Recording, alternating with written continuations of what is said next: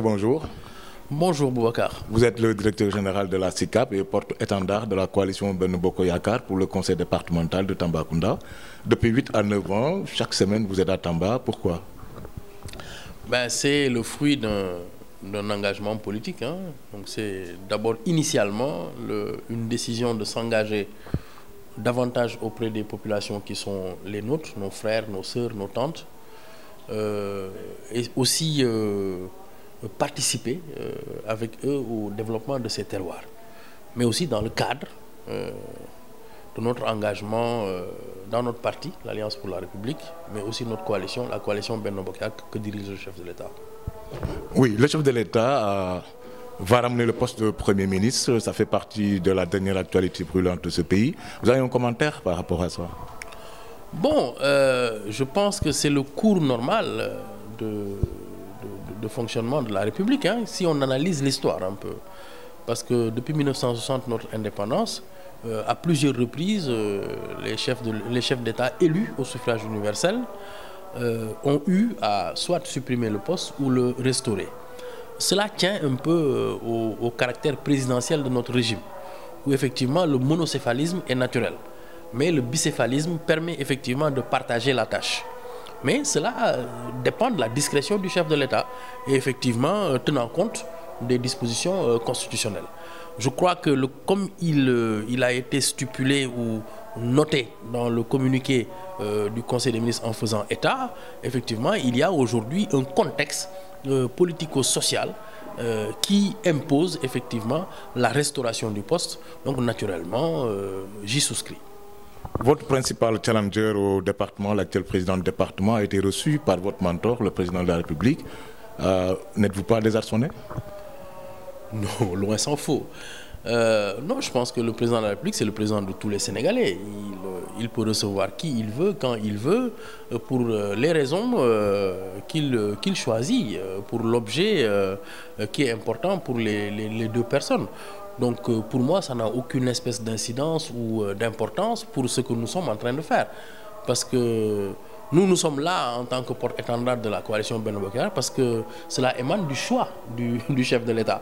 Donc qu'ils nous reçoivent, qu'ils ne nous reçoivent pas, qu'ils reçoivent quelqu'un d'autre, cela nous importe peu. Nous irons effectivement pour accomplir la mission qui nous a été dévolue. Oui, vous avez été défié dans votre fief de Plateau par un des candidats du Parti socialiste, donc en l'occurrence Yaya Dia, qui dirige la liste proportionnelle. Ils vont vous battre très tôt ici, au quartier Plateau. Qu'est-ce que vous répondez? Oui, mais moi, depuis 9 ans, on me défie au Plateau. Mais depuis 9 ans, c'est toujours des défaites cuisantes. Donc bon, moi, je sais pas. En tout cas, ça serait une surprise.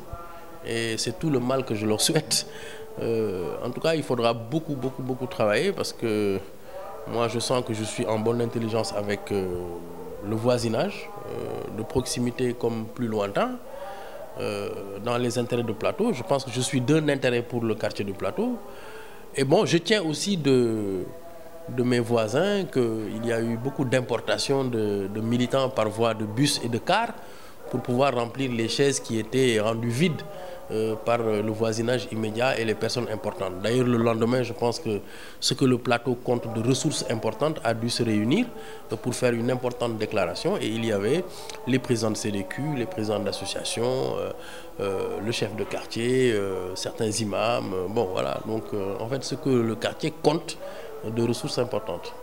Vous avez écrit un best-seller, Oser pour Tambacounda, pour dire que vous misiez sur la commune, la ville. Vous avez fait une étude diagnostique très profonde des problèmes de cette ville, fait des propositions vraiment concrètes. Et là, vous vous retrouvez au département. Est-ce que vous n'êtes pas dérouté? Non, pas du tout. C'est pas du tout déroutant lorsque ce dont j'hérite, effectivement, est une composante qui prend en compte la commune. Parce que la commune est composée, effectivement, le département est composé de 9 communes. Donc, dont la commune qui avait fait l'objet de mon travail Oser pour Tambacounda, 25 propositions pour une ambition. Donc l'ambition se poursuit, mais surtout aussi, je pense que l'exercice intellectuel à ce niveau, quand on décide d'écrire un ouvrage avec des propositions, c'est surtout de rendre public des choses qui étaient encore bien ancrées dans notre espace privé et confortable.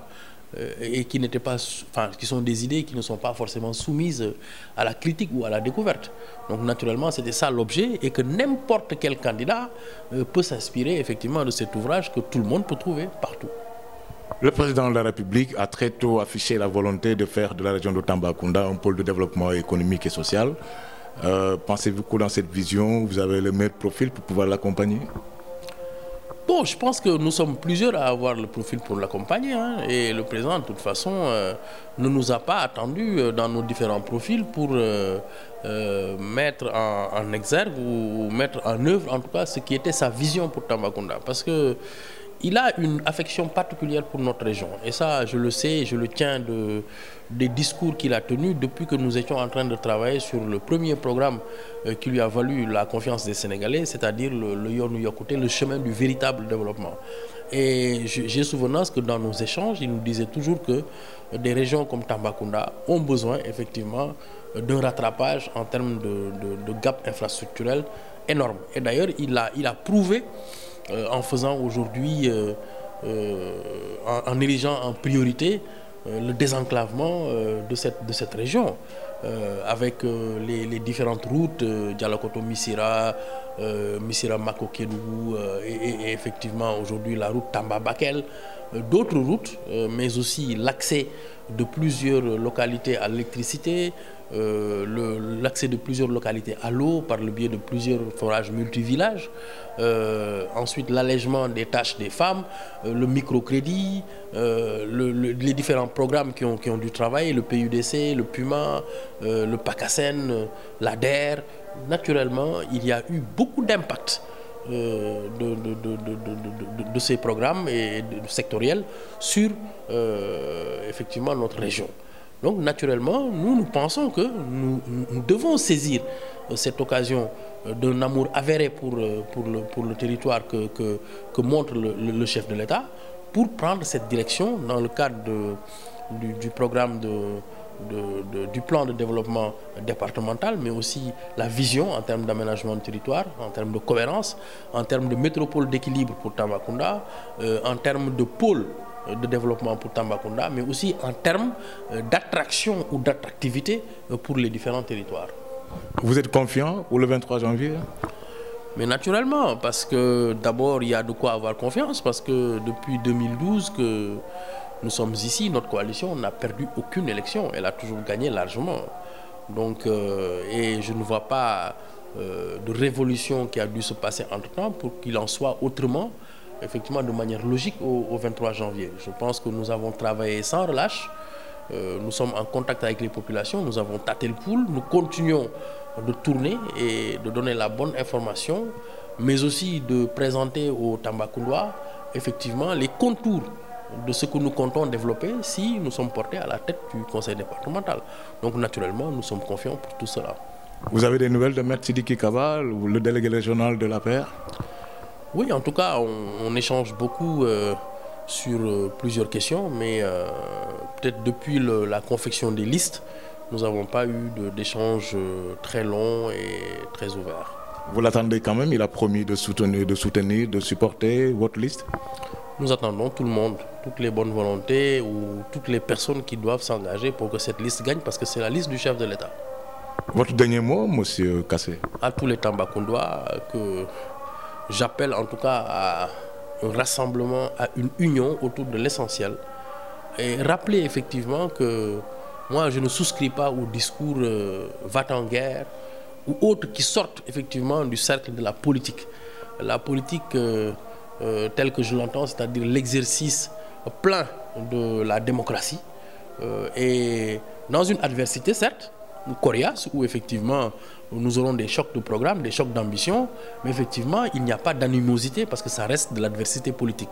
Donc soyons démocratiques et restons sereins. Mamadou Kassé, je vous remercie. Je rappelle que vous êtes le directeur général de la SICAP, vous êtes le candidat porte-étendard de la coalition Benno Bokk Yakaar pour le conseil départemental de Tambacounda.